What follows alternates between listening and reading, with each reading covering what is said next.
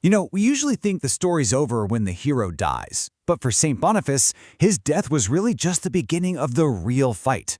So today we're going to dive into this amazing celestial courtroom where the fate of his soul is about to be decided in a huge philosophical showdown. Okay, so picture this, a courtroom up in the heavens. On one side, you've got the devil, Mephistopheles, just brimming with confidence, absolutely sure he's won his bet for a human soul. And on the other side, you have the Lord, about to drop a verdict that's going to turn everything completely on its head. Right. So Boniface has met his brutal martyr's end. The story on earth is done. And just like that, Mephistopheles storms into heaven. He's furious, but he's also totally convinced he's won. For him, it's case closed. That monk's soul is his prize. And his argument, you gotta admit, is kind of brilliant in a twisted way.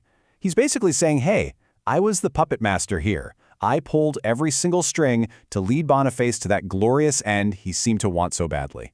In the devil's eyes, he just gave the monk what he was asking for, and in doing so, locked in his damnation. So Mephistopheles just lays it all out there.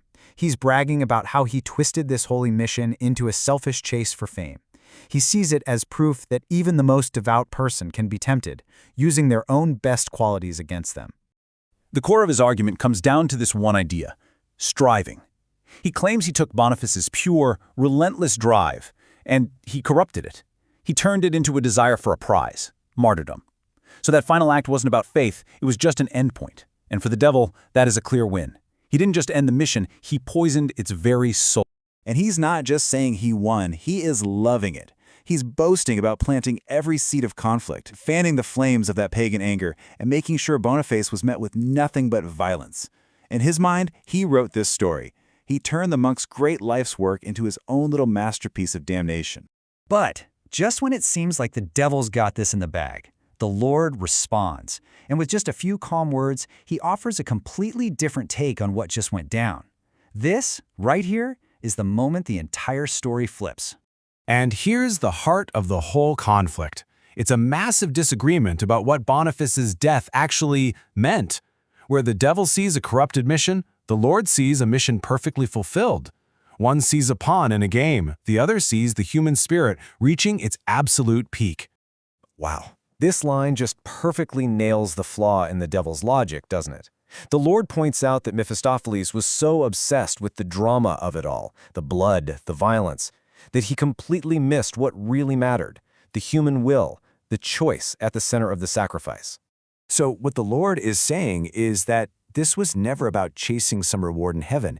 It was about choosing an end that was absolutely true to the life Boniface had lived.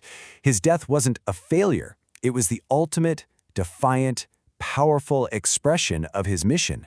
And this is where things get really, really interesting. Because the Lord doesn't just argue with the devil's claim, he completely changes the rules of the entire wager. It turns out, the bet was never about what Mephistopheles thought it was. Get this. The Lord reveals that all those trials Boniface faced, the storms, the violence, they were never actually tests of his faith in God. They were tests of his inner drive, what the story calls his restless, striving core.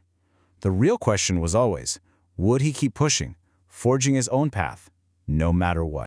And that really brings us to the heart of it all, doesn't it? This idea of striving.